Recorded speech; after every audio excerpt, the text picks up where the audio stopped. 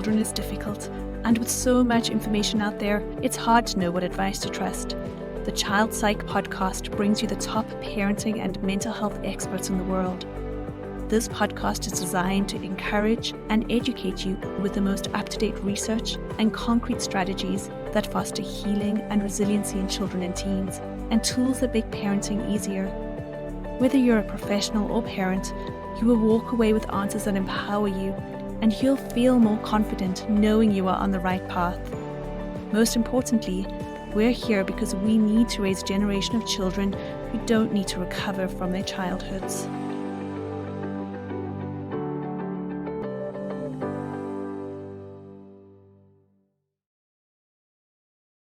Welcome to the Child Psych Podcast. My name is Tammy, and I'm a registered child psychologist, a registered play therapist, the co-founder of the Institute of Child Psychology, and I'm a mom to 3 amazing kids. And today we have with us Dr. Dawn Huebner. Thank you so much, Dawn, for taking the time to meet with us today. It's my pleasure. Yeah, we're going to be talking about all things anxiety and trying new things for kids today. And I'm really excited about this because anxiety is one of my areas of specialty, and I'm always looking for new tools. And I just want to have a fandom moment that your book on worries, you're one of your original ones. What to do when you worry too much. What to do when you worry too much was one of the first books I ever read in play therapy with kids when I first started my clinical practice. So it's really full circle interviewing you, like the author of that book. That book was just released in a second edition. It's 20 years old at this point, and it needed some updating. So there's a second edition of it that's now out that's substantively different from the first one, but similar in form and tone and all of that.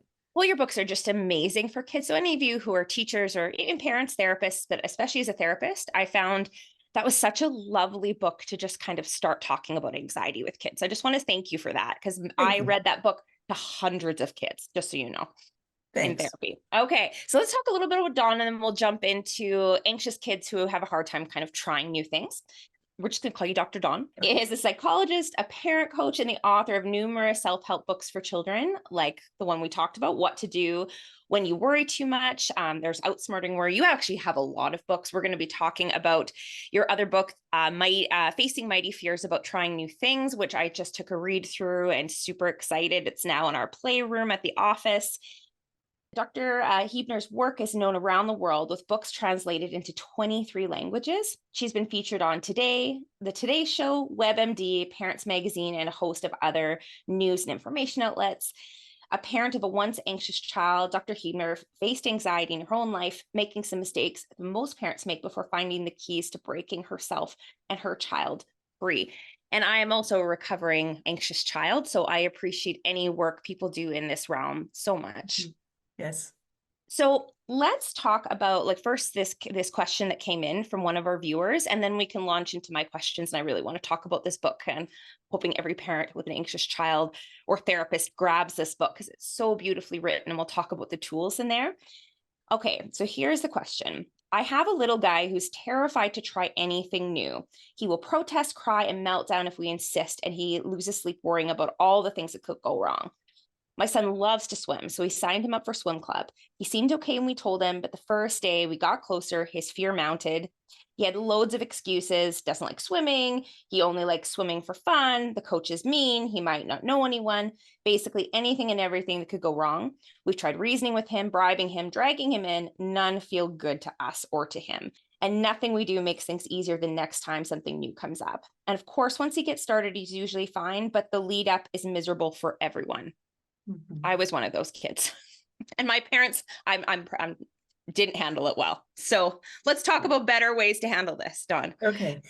So first I want to normalize doing the wrong thing, right? So parents often either accommodate fears like this or they force their child, so the sort of two ends of the spectrum, neither of which is particularly helpful, but both of them come from a place of love, a place of good intention, right? And so we want to acknowledge that whatever it is that parents are doing, they're trying their best, they're trying to make things better for their child, and parents should be honored for that. And as you said, there are more effective things for parents to do. And so that's what we'll get into, right? So Exactly. what this child is struggling with is really, really common, which is a fear of trying something new.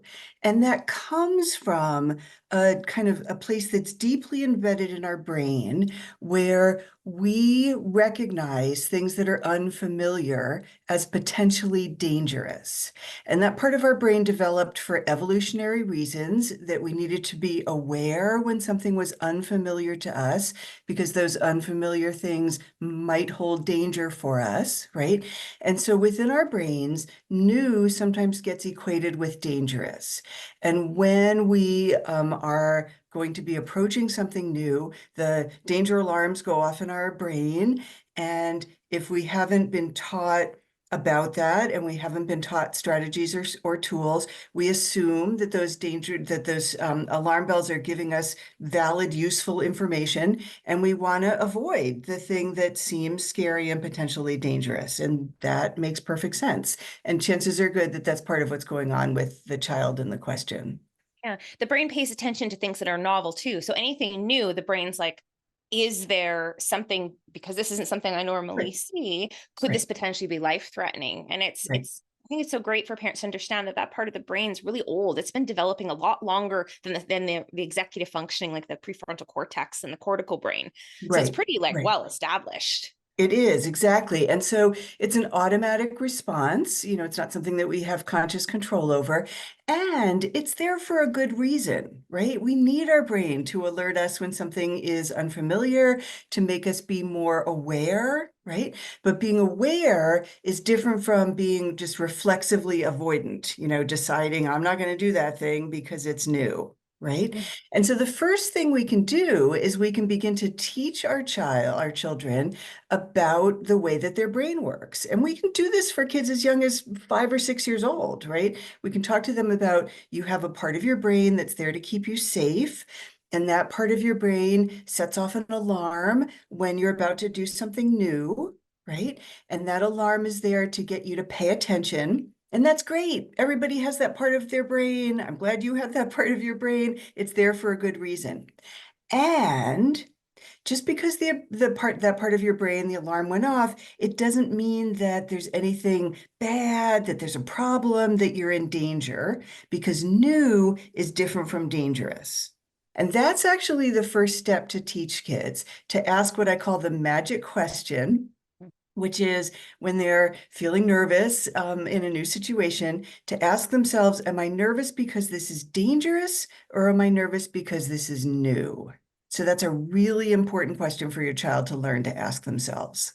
I love in your book, you call the amygdala like that. And I know you references a smoke detector in another podcast we did with you with Tanya. And, is it a fire or is it burnt toast? And in your book, the one we're talking about trying the fear of trying new things, you talk about it as a brain magnifier. So that's a new kind of way to look at it. I've never used that kind of language with kids, but it kind of blows it up. So we pay attention to it, which is another lovely kind of piece that we can give for kids, like a magnifying glass, like it Right. just so big. Yeah, and it's really useful to teach children about the way that their brain works in a normalizing way. Often kids who struggle with anxiety feel ashamed. They feel like there's something wrong with them, because often they recognize that they have a harder time doing things than their peers, that they feel afraid when other people don't feel afraid. And so to help kids understand what's happening in their brain, and that the fact that it's normal that that's happening, it's happening for a good reason, that's really helpful. What we also want to do is teach kids that their brain sometimes makes a mistake or zeroes in on something, on the wrong thing, or on something that's not actually dangerous to them. There are false alarms. And so we need to teach kids to distinguish between actual dangers and these false alarm kinds of fears. And that's where I like your metaphor with burnt toast. I know Tanya uses that with her daughter and it works really well. She has a highly sensitive daughter and she gets really worked up about things. Right. And they've talked about that. Like when you burn, we burn food in our house all the time and the fire alarm goes off. That doesn't mean our house is actually on fire, Right. but it's trying to keep us safe just in case. Right. It's just in case. And it's Right. almost like the amygdala just makes these mistakes because it plays it safe. Right. Right. Okay, beautiful. So first step is that magic question. Is it because it's dangerous or because it's new? So that's like the first step. And the book beautifully illustrates this. And what's a second step here? The second step is to focus on the facts. So when we start to feel nervous, we get flooded with what if kinds of scenarios. In the example that you gave, that child was thinking about, what if the coach is mean? What if I don't like it? What if I'm not good at it? What if I need you? There are all these what if questions, and they make it tempting to just decide to withdraw from the situation. So kids can be taught to focus on the facts instead. And in the case of the child in the example, the facts are, you love swimming and you've been to this pool before, if that's true. And the teacher is going to be really nice and really knowledgeable. And they're going to take it a little bit at a time, and you are going to be able to do it. And, you just sort of talk about the facts, and you use facts to help to mitigate fears. One of the things that happens with anxious children is they begin to have a lot of trouble dealing with uncertainty. So they'll often come back with a question of, are you sure? Or, well, what if the bad thing does happen? And so you can teach kids to recognize when something is unlikely, being possible is different from being probable. And so you can teach kids the concept of something being unlikely. There's only a tiny chance of that happening. And then also talk to them about being sure enough. It's okay to be sure enough, which is different from being absolutely sure. Yeah, I use that with teens all the time, especially teens and tweens, a probability versus possibility. And we talk about, like, what if you got struck by lightning today? Or what about a car crash? Just because something might happen, should we just stay in our rooms and hide under the blankets? And they laugh, you say it with a sense of humor, of course. But ultimately, there are scary things that can happen. But if we don't go out into the world, we won't find joy, we won't find friendship, so we start to think, and I like to, and you tell me if you would do this too, is there another time where something seems scary? You thought, what if that bad thing happens? And you did it anyway. You found you're brave, and good things happened. Yes. And what could we miss? Really, Yeah. That's really important to do, to help kids to access bravery. And being brave, as you know, does not mean not feeling afraid. Being brave means feeling afraid and deciding you're going to do something anyway, right? And kids so don't understand that. They assume if someone's brave, they're fearless. Right. And parents sometimes make that mistake too. They want their child to not feel afraid. And it's actually fine to feel afraid. Kids gain the most when they feel afraid and they move forward anyway. And one of our job as parents, as therapists, as teachers, is to break challenges down into small steps to make it possible for kids to access some amount of bravery and move into a situation. It's not an all or none proposition, right? We want kids to learn how to take little steps. And that's your third step, which is it's practice before being brave. Right. And that's we know you're scaffolding a skill. You're take tiny steps. And I know for a long time in psychology, I can think back to graduate school where we thought flooding was the answer. Just put them in the deep end and they learn it's not going to hurt them. If someone's scared of snakes, put them in a snake pit. You saw these challenges on TV and you're like, are you kidding? Right. Yes. And so we don't do that anymore. We don't do that flooding approach. We do small steps instead, kind of like walking up a staircase or walking up a ladder. And we're trying to find small things that children can do that are just outside their comfort zone. So I talk about a comfort zone versus a growth zone. Comfort zone is a place where a child feels perfectly comfortable doing something, and we want kids to learn to step just beyond that. And the goal with these challenges that are into the growth zone, just a step beyond comfort zone, is to make them relatively small but frequent. Right? And frequent practice is really important. So if we're trying to help kids practice being brave by doing new things, we want them to experiment with doing new things pretty much every day. And it doesn't really matter what the new thing is, right? So even if your ultimate concern is that you want your child to be able to do something like go to swim lessons or soccer practice or whatever without a meltdown, you can still help them practice doing other kinds of new things, trying a new food, initiating with a friend, talking to a grandparent on the phone if that's something they've never done, wearing something different than they've done before. So there are all kinds of new things they can do. And even though those things have nothing to do, it seems, with going to swim lessons, they actually do, because what kids are learning is how to have that apprehensive, uneasy feeling and move into the situation anyway and see that things work out okay. And that's what you're giving your child practice with. Okay. So in your approach, would you say that you can go either direction, like just trying small new things, or should the things be, like sequential steps towards the swimming lessons? Like, for example, this parent might just being like, you know what, we're just gonna go to the swimming pool and walk around today. Like, we're not actually gonna go to swimming.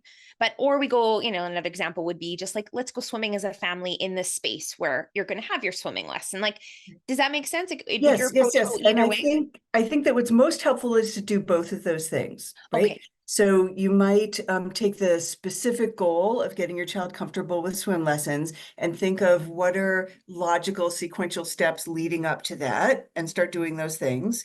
And you think of other ways to have your child practice facing something new and moving towards it, and you do those things also. You do both of them. And the reason that you do both is because you want to give frequent practice. And with something like doing the small sequential steps and moving towards being able to go to swim lessons, chances are good that you're not going to be able to actually go to the pool every day or go swimming every day, but you want your child to practice bravery every day. So you want to find other things to do on those days that it doesn't work to go to the pool, where your child is still experimenting with feeling kind of nervous and seeing something is new and unfamiliar to them and moving towards it anyway. I miss that. Yeah. When I always teach this skill, I'm always thinking it like context dependent, like we're trying to get them to go to school or to swimming lessons. So I'm always thinking of like building up the skill in the context in which the anxiety kind of takes place. But I forget, like you can teach that bravery skill and build those kind of neural networks Right. in different contexts. Like it's almost like building the brave muscle. It's like telling kids, you're going to the gym, you have to get that brave muscle engaged. Yes, exactly. Beautiful. Right, because kids who struggle with anxiety use avoidance as a default, right? And as soon as they begin to feel anxious, it really doesn't matter what it's about, they're wanting to move away from the thing that's making them afraid. And so we're trying to undo that automatic response and to teach kids to learn how to tolerate feeling apprehensive, feeling nervous, feeling uncertain, how to just tolerate that feeling and stay in it rather than moving away.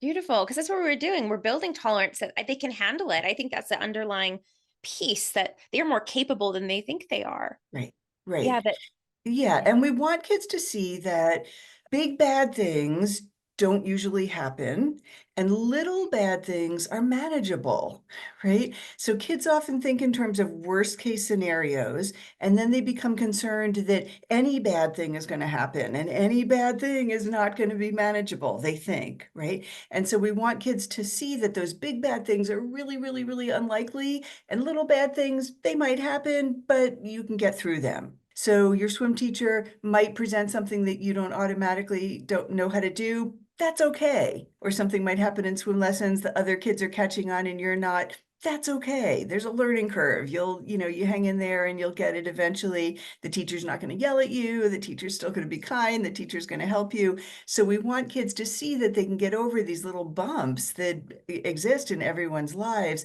and be okay. Beautiful. So we're moving kind of away from the avoidance and we're moving towards, and we would call that accommodations. You mentioned that word earlier, and that's parents doing their best. I really want to, Dawn said that too, is that I think we accommodate by like saying removing the obstacle or saying, no, you don't have to go to swim lessons, because we see our child in pain. Right. And we don't want to see our kids in pain. Right. Like it activates parts of our brain that are in pain. Right. We have empathy, we have compassion for our kids, but it teaches them that thing's as scary as they think it is. Right. And I think that's what we don't consider in that moment. Right. And I'm really careful about how I use language with kids as parents, right? Kids and parents. So what we're doing when we accommodate is we're agreeing with our child that that thing is dangerous. So you said a moment ago that we're teaching our kids that that thing is as scary as they think it is, right? I would say that we're teaching them that that thing is as dangerous as they think it is, right? That's a beautiful Because they reframe. do feel afraid, and that feeling is real to them. But that feeling doesn't mean that they're necessarily in danger, right? So one of the things I often say is that just because you're afraid doesn't mean you're in danger, right? I love And that. I think we never want to say to our children, don't be afraid. They feel what they feel. We can say, you're not in danger. This is safe. But we don't want to say, don't be afraid.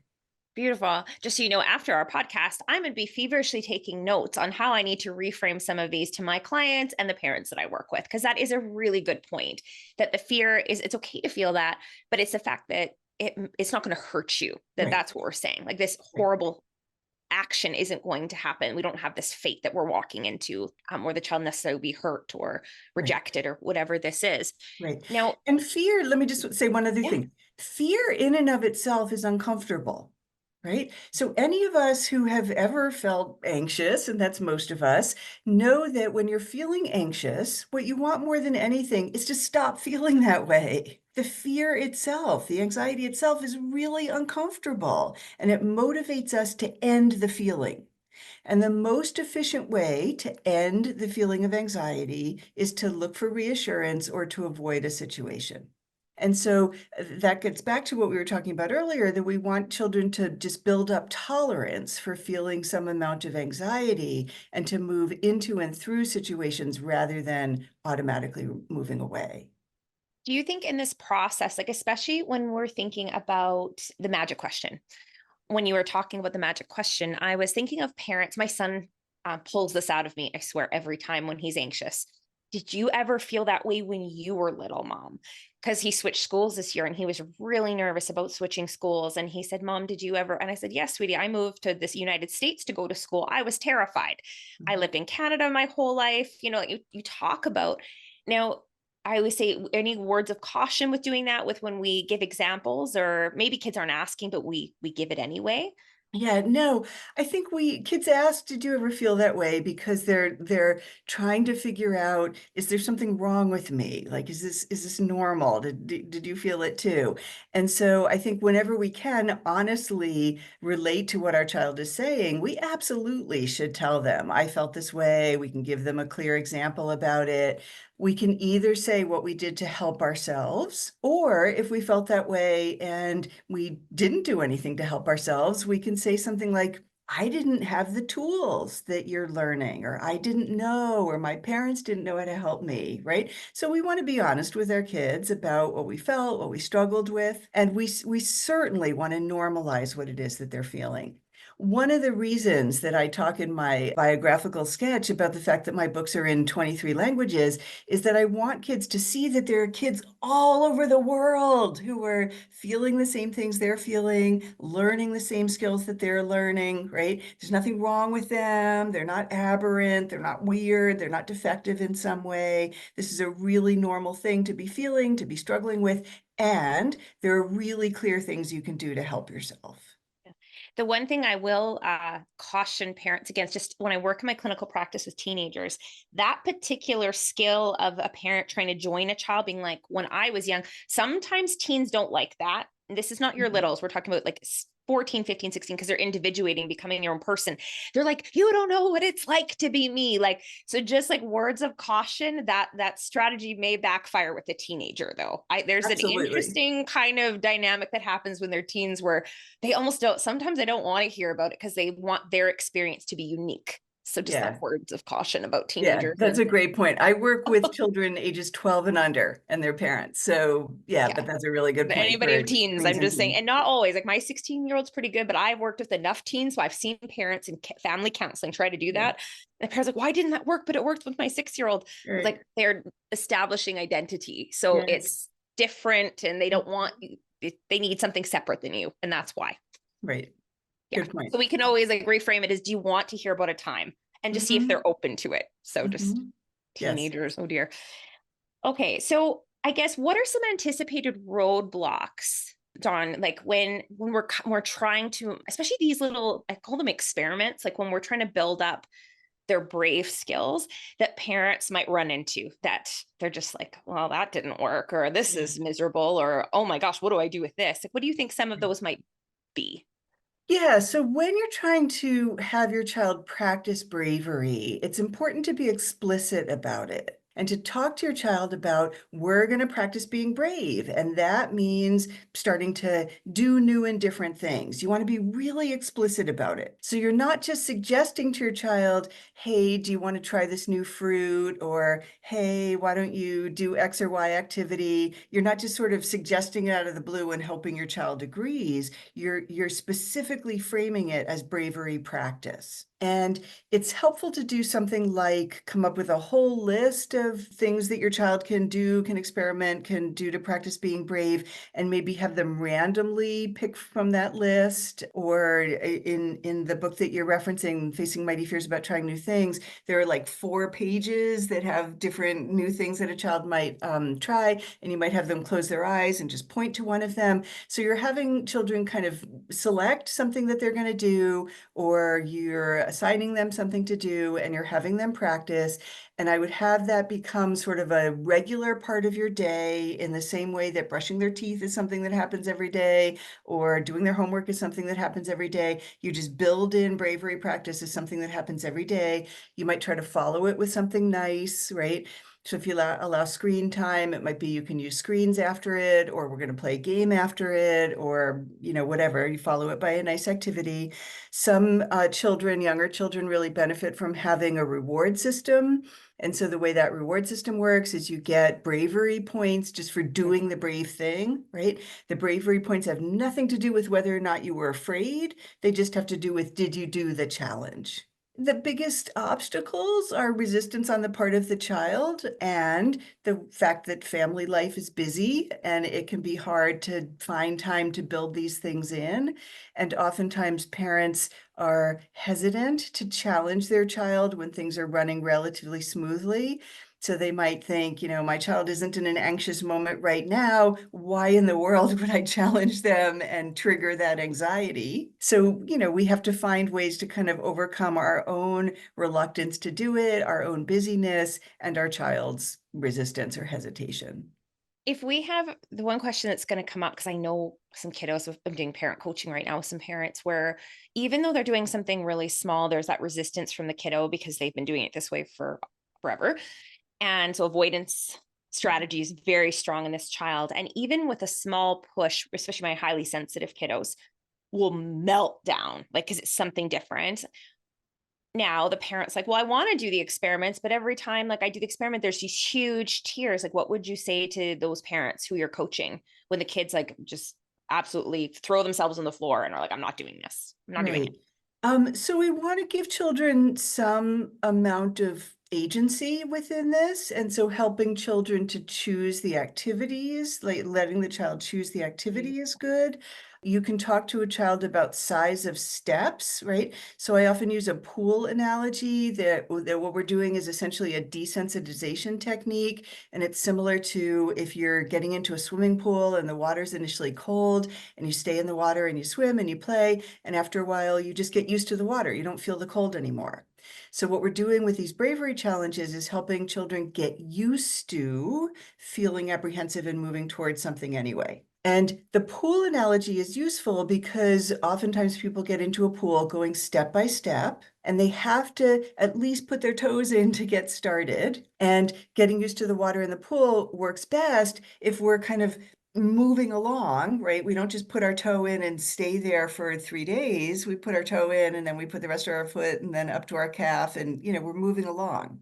So we can use that kind of pool analogy to help children understand that our brains and our bodies are set up to help us get used to things. And then we can talk about steps. And if you present a challenge to your child and they fall apart, you want to help them with emotion regulation, kind of come back together. And then you can say, it seems like maybe that was too big a step. Let's think about a smaller step. And if a child proposes something that's no step at all, it's where they were before, you can say, well, that's not actually a step, that's where you were. So let's think of something that's at least a little step further from that.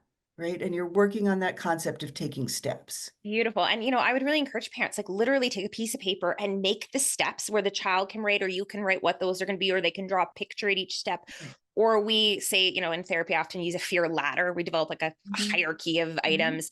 So each step of the ladder, like they decide. And I think that's really important because when it comes to kiddos, autonomy is a huge piece. Like often kids who feel they have no control in their lives, have no autonomy, are highly anxious. Right. So what you're saying is like giving them that piece, that preview for one, like this is what's coming next and this is going to happen, but giving them some choice in how that's going to unfold will help them so much because they just feel like they're in the driver's seat of these little experiments that we're doing, these bravery experiments. And so Right. I think that's wonderful advice. So thank you.